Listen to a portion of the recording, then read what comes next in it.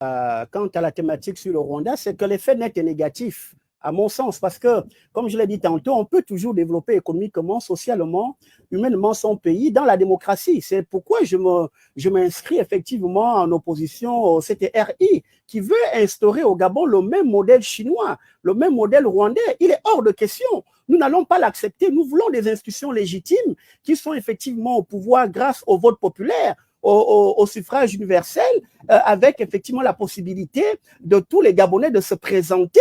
Tant que vous jouissez de vos droits civiques, civils et compagnie, il n'y a pas de raison. Or, regardez ce que le dialogue du CTRI veut faire. Comme chez Kagame, Kagame a eu 99% sans coup férir. Ce n'est pas du tout une victoire à la Pyrrhus, là. Il a éliminé tous les grands opposants qui auraient pu le battre, démocratiquement parlant. Et c'est ça qu'Oligui veut faire au Gabon. Il veut éliminer la diaspora, c'est-à-dire des candidats comme nous autres. Je ne l'ai jamais caché. Mon ambition, effectivement, d'être candidat à l'élection présidentielle au Gabon.